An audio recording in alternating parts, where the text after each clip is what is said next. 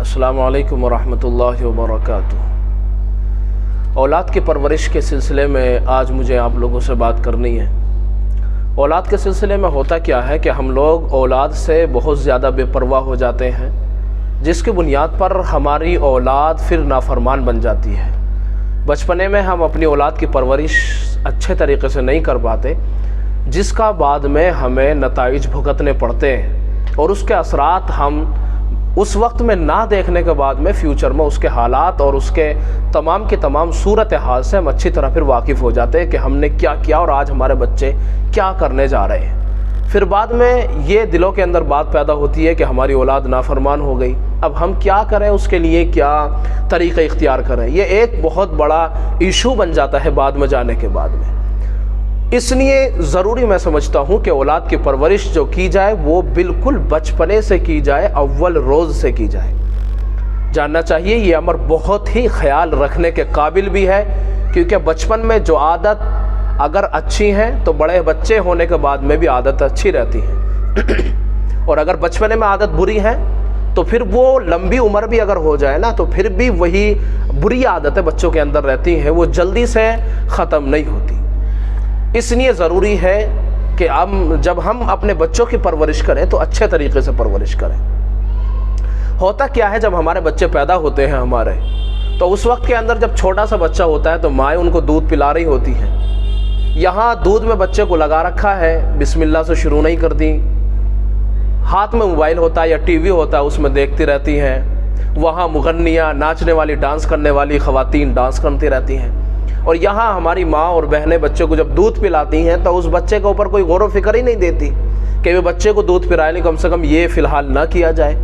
उसके असरात जब बचपने में हमें नज़र नहीं आते, लेकिन उसके असरात फिर जब बच्चा बड़ा हो जाता है, जब उसके असरात हमें दिखाई देते हैं। इसलिए मैं अपनी माँ और बहनों से आजिज़ाना दरख्वास्त करता हूँ कि मेरी माँ और बहनें इस्लामी तरीके से अपने बच्चों की परवरिश करें, ताकि वो तुम्हारा आगे चलने के बाद में तुम्हारा साथ दें। फिर यही बच्चे जब बड़े हो जाते हैं, नाफरमान बन जाते हैं, तो फिर चारों तरफ भागे फिरती हैं कि फला बाबा के पास जाए, तावीज़ लेकर गए, मौलवी साहब के पास जाए, कोई दम दरूद कुछ तो किया जाए इनका बच्चों का, क्या किया जाए। हमारा बच्चा भी जब छोटा होता है तो हम उसको डराते हैं बिल्ली आ गई, हम उसको डराते कुत्ता आ गया, हम उसको डराते हैं लोमड़ी आ गई, हम उसको किसी चीज़ों से डराते रहते, कोई छपकली से, कोई बिल्ली से, कोई कुत्ते से। ये घिनौनी आदतें हैं, ये गंदी आदतें हैं। इस तरह का हमें बच्चों को नहीं डराना चाहिए। सिर्फ आप इतना तो कर सकते हैं, अपने कहिए कि तेरे अब्बू आने वाले हैं, तेरे अब्बू से पिटवा दूंगी, इस तरह से आप कह सकती हैं। लेकिन एक बिल्ली से डराने की बात है, एक कुत्ते से डराने की बात है, एक छपकली से डराने की बात है, तो बच्चा बुज़दिल पैदा होगा, नहीं होगा तो फिर क्या होगा। बच्चा जवान होने के बाद में कुत्ते से नहीं डरेगा तो फिर किससे डरेगा, बिल्ली से नहीं डरेगा तो क्यों डरेगा। ये सारी की सारी बातें वो हैं जो हमारे माशरे के अंदर हैं, और हमारी माँ और बहनें इसके ऊपर कोई तवज्जो देती नहीं कि बच्चों की परवरिश किस तरह से की जाए। याद रखें मेरी माँ और बहनों, अपने बच्चों की परवरिश अच्छे तरीके से करो। अपने बच्चों को अच्छा खिलाओ, पाकीज़ा खिलाओ, हलाल रिज़्क खिलाओ।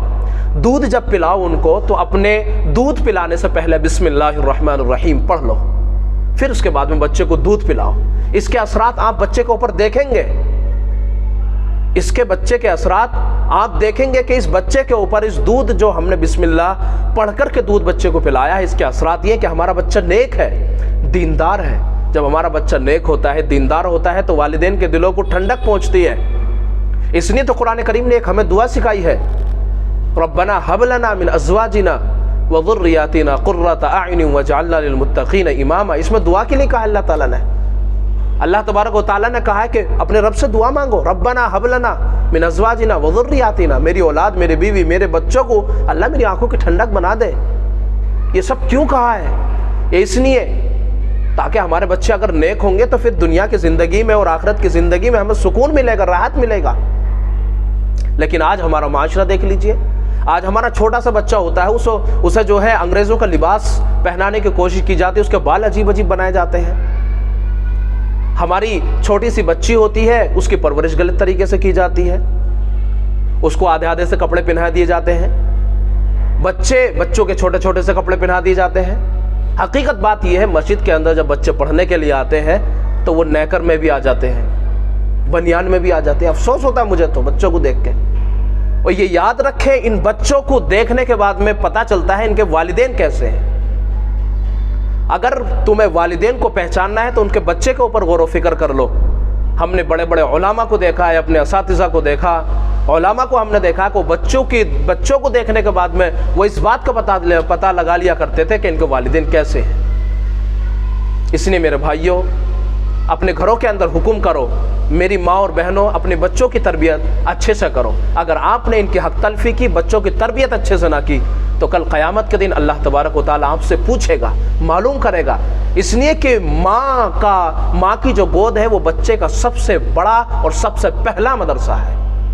شیخ عبد القادر جیلانی رحمۃ اللہ علیہ کی ماں کی پرورش دیکھ لیجئے۔ ابھی حضرت شیخ عبد القادر جیلانی رحمۃ اللہ علیہ چھوٹے سے ہیں، پڑھنے کا شوق پیدا ہوا، والدہ نے پڑھنے کے لیے اجازت دے دی، لیکن سکھایا کیا تھا؟ سچ بولنا۔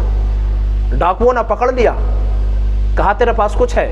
کہا کہ ہاں میرے پاس ہے، دینار ہے، درہم ہے، جو ان کے پاس تھا ساز و سامان جو تھا انہوں نے بتا دیا، میری بغل میں میری والدہ نے سیے ہیں۔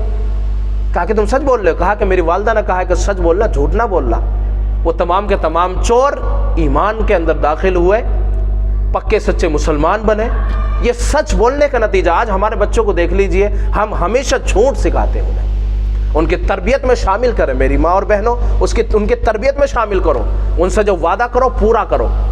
یہ مت کہو کہ میں آتی ہوں، میں چلی جاؤں گی، میں فلاں کروں گی، میں دھماکہ کروں گی، یہ سب نہیں۔ اس لیے گھروں کے اندر جیسے تعلیمی ماحول نہیں ہے، مدارس بند ہے، مساجد بند ہے، پڑھائی نہیں چل رہی، مکتبوں کے اندر تعلیم نہیں چل رہی، اسکول کھلے ہوئے نہیں ہیں، ایسے وقت کے اندر ہمارے بچے گھروں کے اندر ہوتے ہیں، کبھی اس سے لڑ کبھی اس سے لڑ، آپس میں فڈے ہوتے رہتے ہیں،